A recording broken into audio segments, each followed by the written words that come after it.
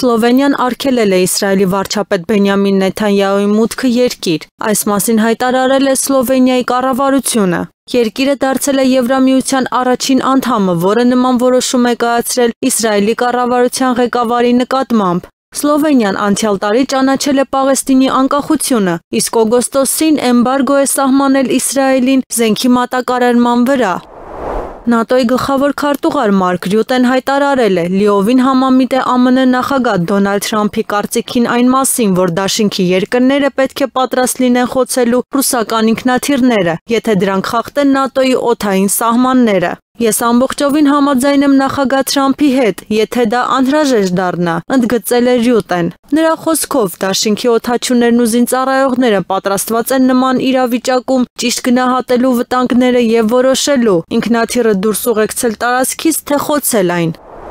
Ադրբեջանը պատրաստ է Հայաստանի հետ հարաբերություններում նոր էջ բացել, հիմնվելով տարածքային ամբողջականության եւ ինքնիշխանության փոխադարձ ճանաչման վրա։ Նման հայտարարություն է արել Ադրբեջանի նախագահ Իլհամ Ալիևը։ Նա նաև հայտարարել է Լեռնային Ղարաբաղյան հակամարտության կարգավորման համար ստեղծված ԵԱՀԿ Մինսկի խումբը չկարողացավ կատարել իր առաքելությունը։ Ալիևը նշել է, Հայաստանի հետ բանակցությունները տվել են դրական արդյունքներ, քանի որ ընթացել են բացառապես երկկողմ հիմքի վրա։ Նախագահը հայտնել է, Ադրբեջանն առաջ է քաշել միջազգային իրավունքի վրա հիմնված 5 հիմնարար սկզբունքներ, ներկայացրել է խաղաղության պայմանագրի նախագիծը։ Ըստ Ալիևի, չնայած տարբեր սադրանքներին, բանակցությունները տվել են դրական արդյունքներ, քանի որ ընթացել են բացառապես երկկողմ հիմքի վրա, առանց արտաքին որևէ միջամտության։ Ադրբեջանի նախագահը, խոսելով Վաշինգտոնյան գագաթնաժողովի մասին, նշել է, այն կարևոր արդյունքներ է տվել։ Թրամփի երթուղին կապահովի Զանգեզուրի միջանցքով անարգել անցումը եւ կամրապնդի տարածաշրջանային կապերը։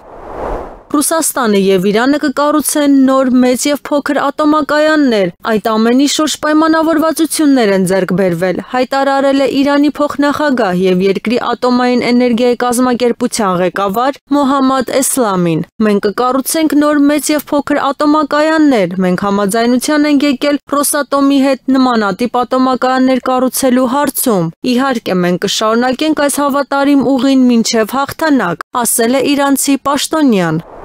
ԱՄՆ նախագահ Դոնալդ Թրամփը հայտարարել է, այլևս չի օգտագործի թղթեվագր արտահայտությունը։ Նրա խոսքով ինքը երբեք ոչ ոքի այդպես չի անվանի։ Սեպտեմբերի 23-ին Թրամփը հանդես էր եկել ՄԱԿ-ի գլխավոր վեհաժողովում, ընդգծելով, որ Ռուսաստանը անիմաստ պայքար է մղում Ուկրաինայում։ Այդ ժամանակ նա Մոսկվային անվանել էր թղթեվագր, ինչը առաջացրել էր մեծ արձագանք։